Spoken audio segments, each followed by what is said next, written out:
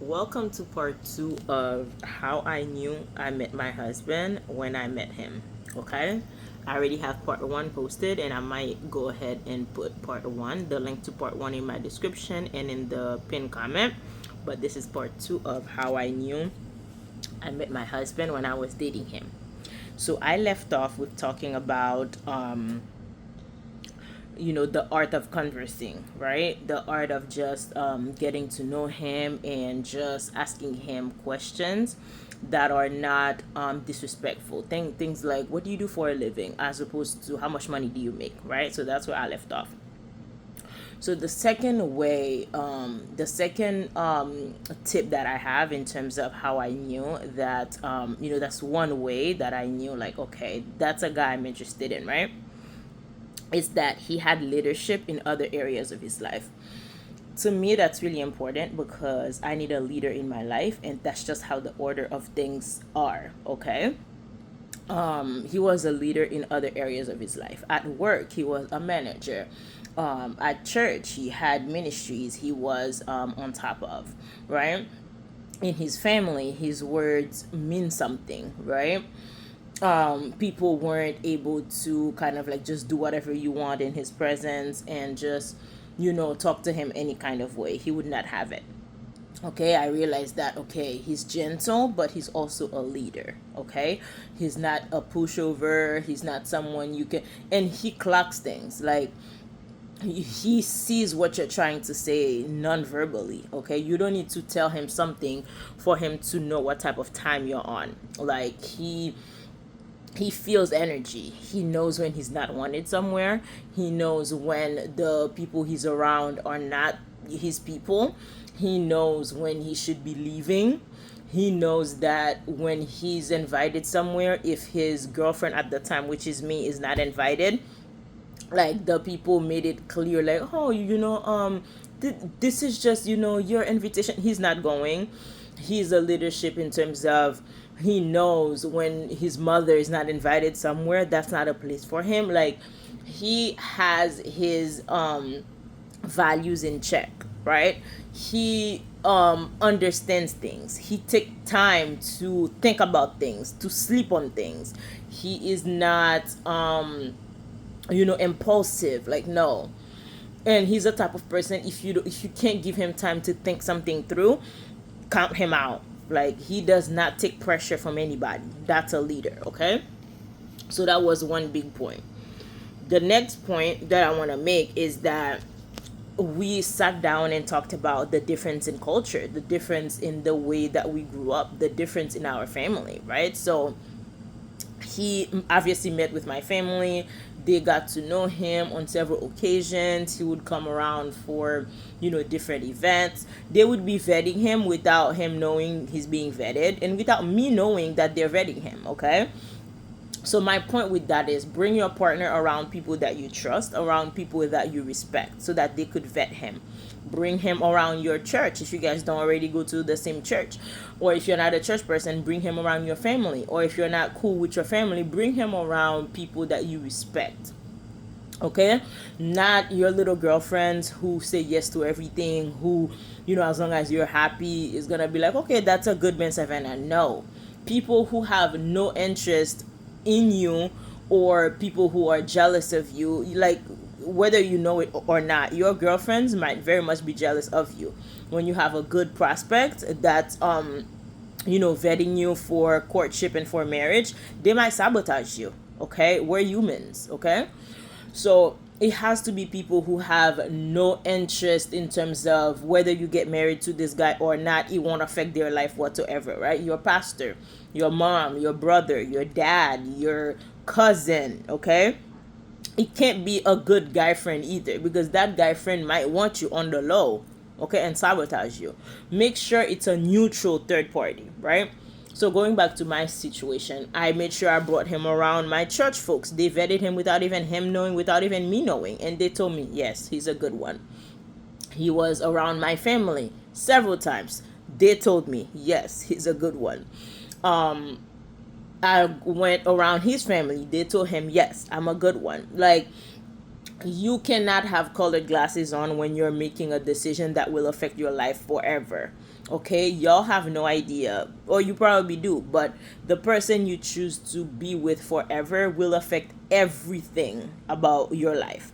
How you wake up, how you go to sleep, your stress levels, your anxiety, okay, how your kids grow up, what kind of church y'all go to, how you raise your kids, like they will affect A to Z. I don't know how else to emphasize this, but y'all, it's not just like, oh, he's good looking, let me marry him. No.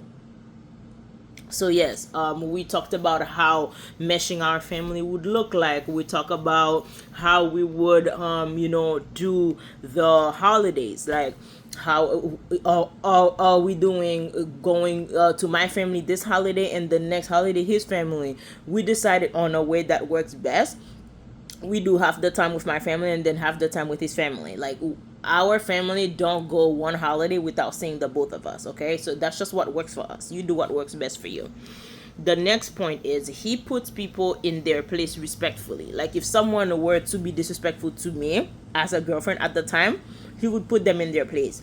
If he feels like we're in an establishment, right, like a business where I'm not being treated right because I am a black woman and people are still very much racist, he would not eat there. He would just be like, oh, I don't like how you weren't greeted, they just greeted me. I didn't like how the waitress just looked at me when she was asking if we're ready, let's go.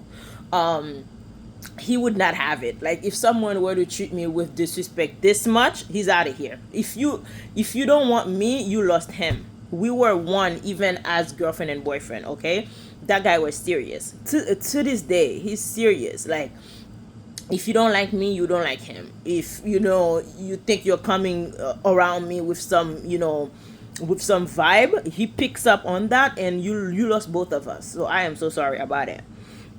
The next point that I knew he was my husband was that he's respectful to everyone. Okay, like he is not a rude person, however he demands respect, he commands respect. Okay, I have not heard this guy say one bad word in his life. Okay, like not to say your person has to be like my husband is, but if it's someone who's always cussing, if it's someone who has problem with everybody, like I'm not saying like, oh, all your family members have to be saints, but how is it that you don't mess with anybody in your family? Like you hate your mom, you hate your dad, you hate your cousins, you hate your siblings. Like, hey, okay, how is it that you got no friends, not one? How is it that like you're just a, oh, lone wolf, oh, everyone hates you? No, you gotta have somebody. Like you gotta be able to mesh with people so I can know that I can mesh with you. So he's that type of guy, right?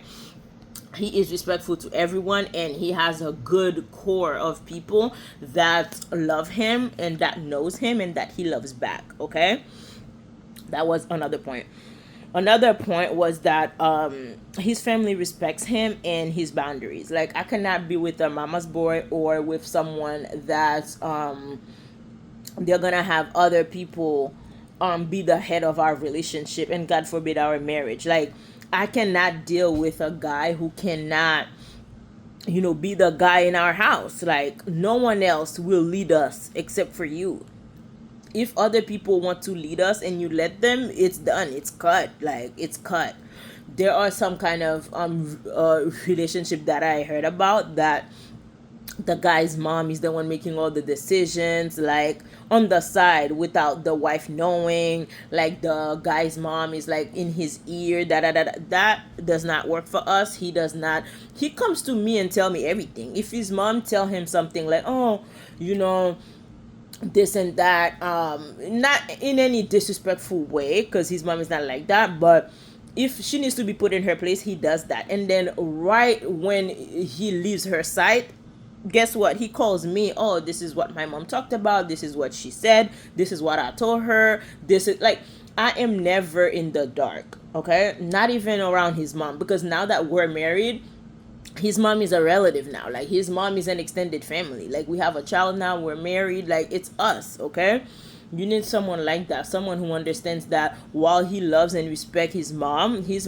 not the first person in his life anymore. Like, that's done. He's no longer a child. He's married, he has a child, okay? So there's nothing someone does. I remember this one time we went on to church, right? We go to the same church now, obviously, because we're married, right? So these two single girls, when they see me, they just pass by, right? Not even a hello. But when they see him, they always go to him like, hi, nice to see you.